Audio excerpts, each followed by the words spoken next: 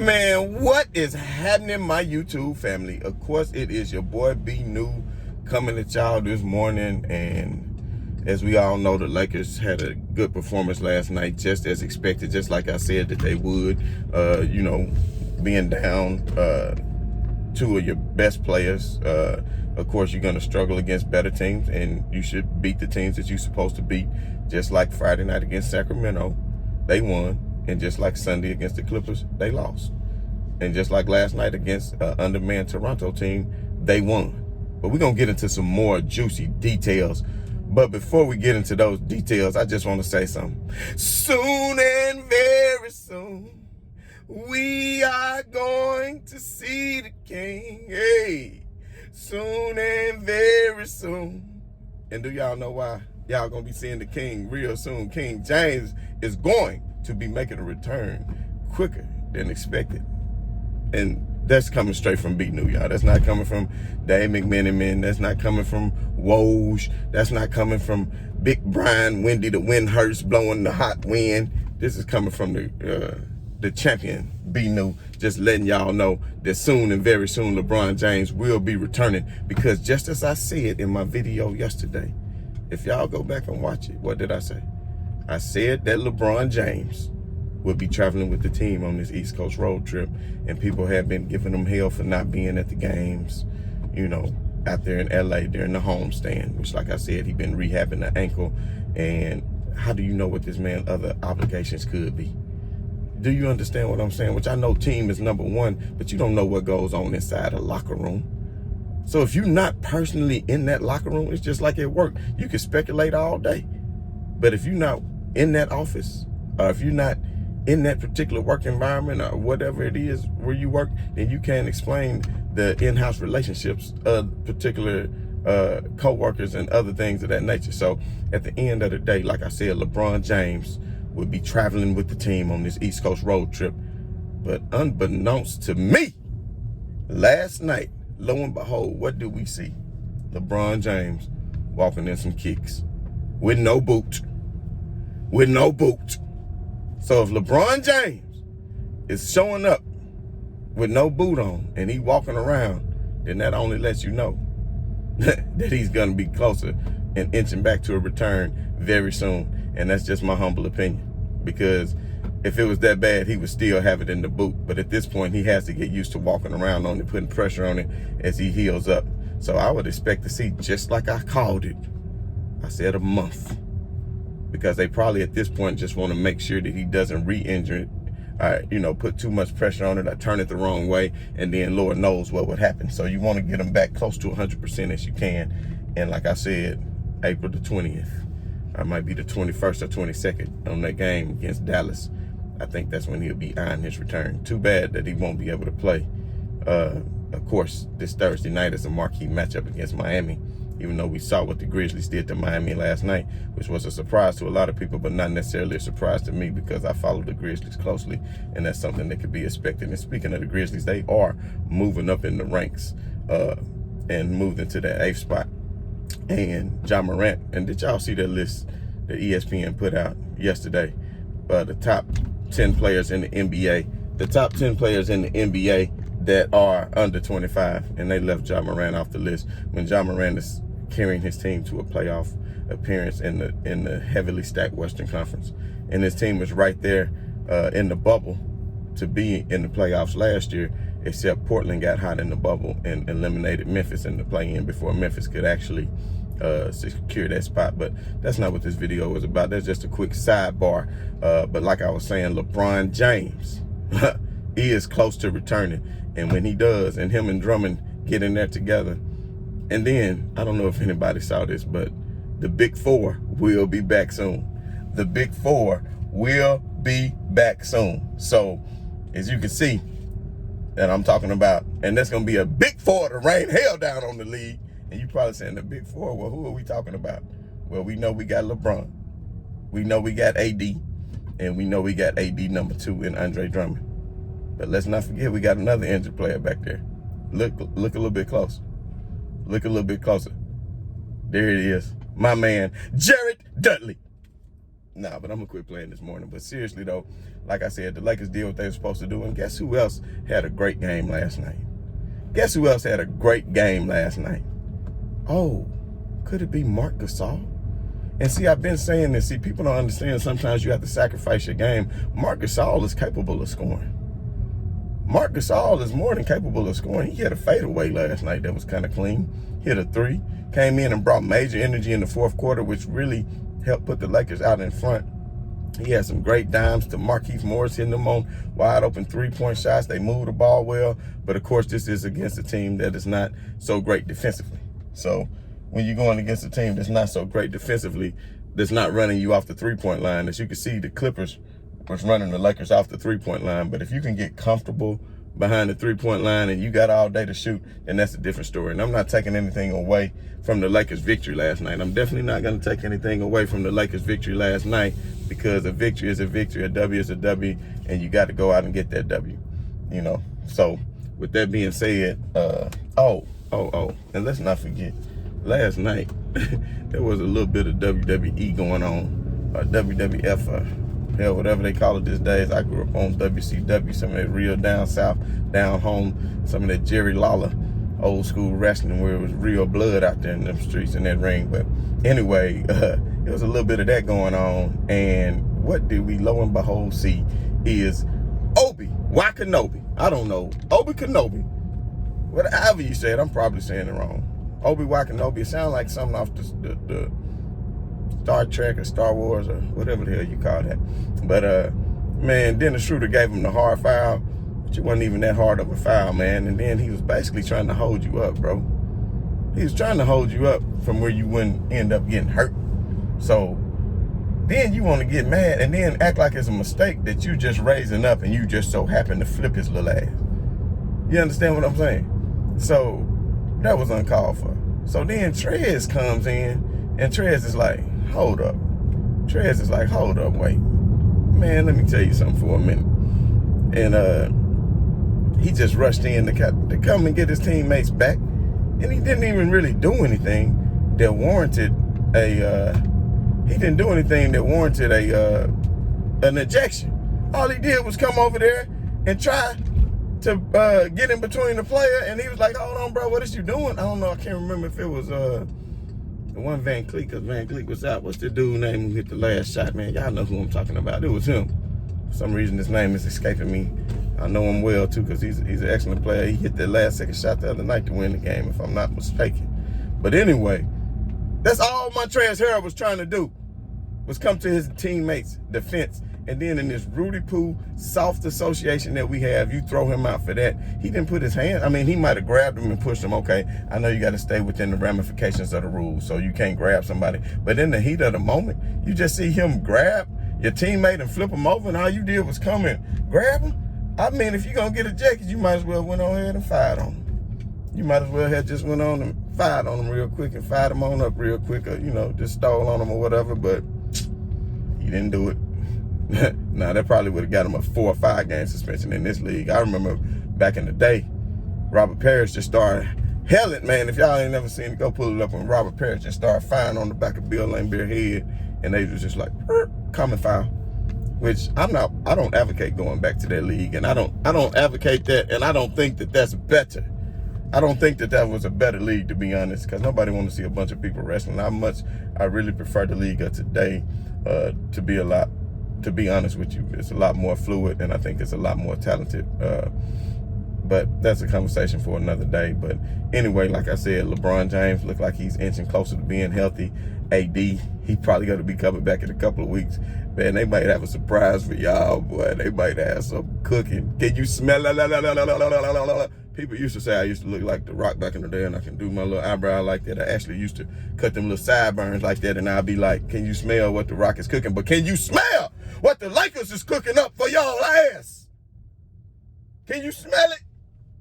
Because I'm telling y'all right now, the Lakers is cooking up something that's going to rain down tyranny on the association in the next couple of weeks. So all they've asked for these players to do is to go out and win the games that you're supposed to do. And that's what I've been saying the whole time. Just win the games that you are supposed to win. and then fight in the other ones that you're not supposed to win. Like this game against Miami coming up this Thursday night. Hey, I look at it as a winnable game. I look at it as a winnable game because I'm going to tell y'all something.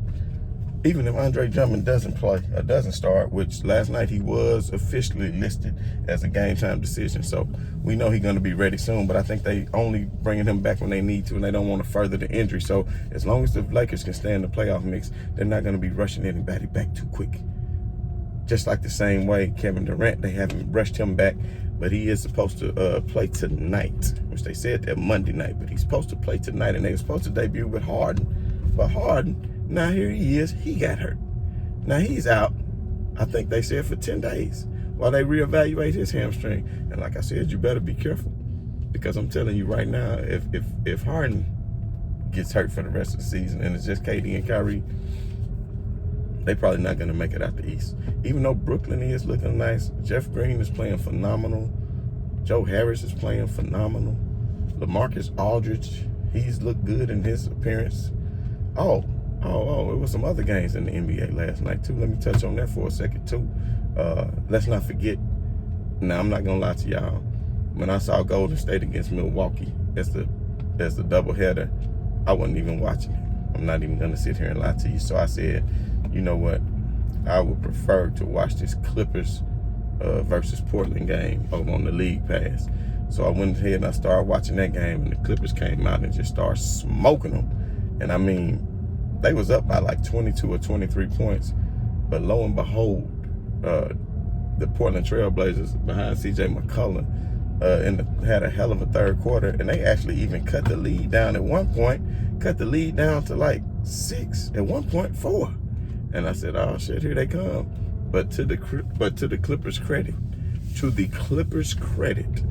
they fought back hard, and they would not allow them to get back into the game, and they ended up pushing the lead back up to 20.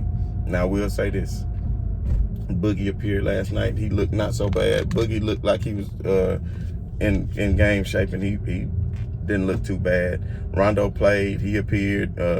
He played about 20 minutes. He didn't look so bad. So I see what the Clippers are trying to do here, and I know what they, as far as having veteran leadership, on the team, especially during the playoff punch. And to me right now, if I had to be totally honest with you, the way the Clippers are playing defense right now, because think about it, Dame Dollar had like 12 points last night. I want to say he was 2 out of 14. And he had an off night too, but at the same time, the Clippers, they playing some great defense right now. So I think the Clippers and the Lakers right now really have the best defense in the NBA. The way they communicate with each other on defense, the way they switch on pick and rolls, the way they fight through the screens, the way they close out on the threes, it is very impressive to the Clippers.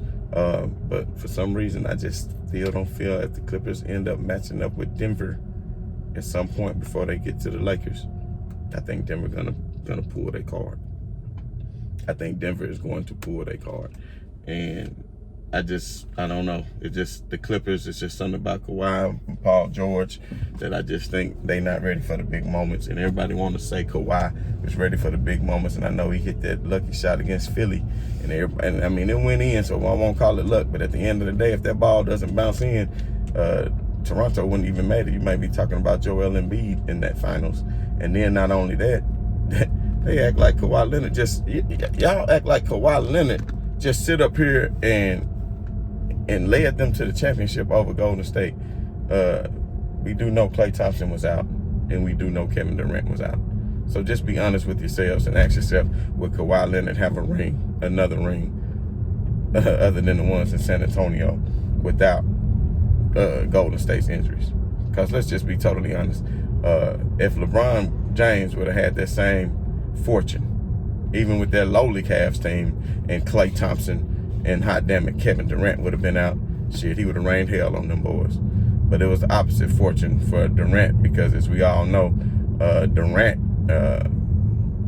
was the one who went down, and LeBron was the one who had the injuries. And I'm sorry, y'all, losing a little bit of train of thought because I don't know what's going on up here, but some cops and some other things going on, and I got to be real careful sometimes out here in these streets, because I don't know, people don't know how to drive, and next thing you know, they have a little wreck. But it looked like it's clearing up out here. So anyway, like I was saying, the Lakers, they looking real good, y'all. The Lakers is looking real good. This is only going to bring cohesiveness to the team while LeBron James and Anthony Davis is out. It's only going to continue to make them play better. I'm telling you that the Lakers are going to win the championship this year. And I'm telling y'all, it's nothing that's going to stop them, because y'all fail to, I mean, it's just like y'all don't understand who LeBron James is and what LeBron James does and what he brings to the table. People seem like they so quick to forget what LeBron James brings to the table. And when he comes back, and maybe this injury was good for LeBron, because now he's been gone for a while. So when he come back, he's really going to be itching to play, especially with his new pieces. Especially, I think the Lakers really won the buyout market. I mean, by getting Ben McLemore, another shooter who can play defense, who can hit threes. Now think about it. Ben McLemore has never played with anybody as good as LeBron James. You understand what I'm saying? Now, James Harden is great. Don't get me wrong.